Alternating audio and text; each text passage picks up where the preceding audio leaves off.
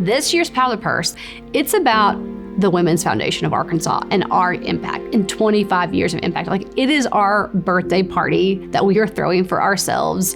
We are highlighting 100 Women of Impact, but we're also highlighting and championing the work that we do. I get excited when I talk about all of our programs. This is our third year of the Tawana Bird Summer Internship Program. We go and recruit young women of color pursuing STEM degrees, and we place them at companies that are committed to gender and diversity equity in their workplace. I think we serve because we're supposed to, not for glory or show. But I gotta tell you, I'm pretty proud that my name is associated with such a strong program that's doing such good work.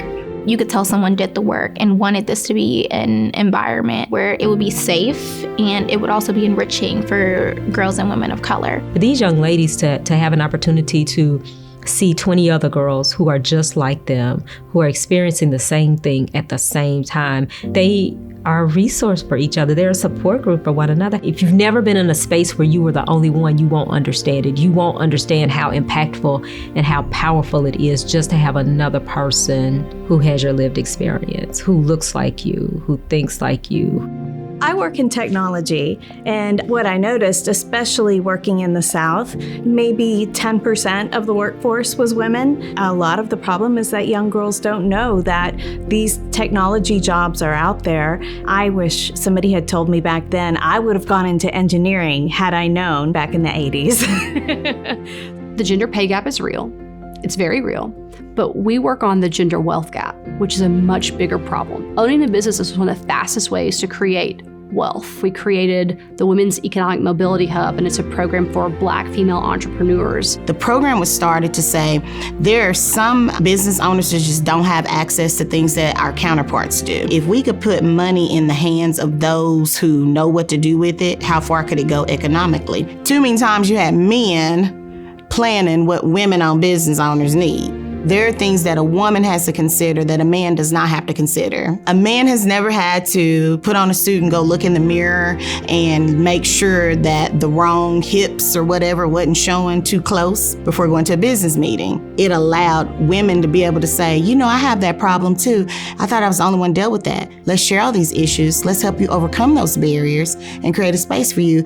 And then look at economically, things are shooting through the roof as a result of it. So the fact that you are becoming a better version of yourself with other girls and women, the fact that you see other people, women of color, trying to propel themselves into spaces and doing things that are equally as uncomfortable as it is for you, it does something for your psyche. Like, it just does something in terms of I'm not by myself, or I'm not trudging through this by myself. Representation matters. You know, I didn't see a whole lot of Black women on TV. I didn't see a whole lot of Black women in STEM when I was growing up. And now for these women to get to see me and a Jill Floyd and a Tamika Edwards and a Beverly Morrow and all of these other women who are actively engaged as mentors makes the difference. You're actually getting to touch and talk and ask questions and be encouraged. You are worthy to be here. You are enough, because you need to hear that. You need that encouragement. They're already strong, but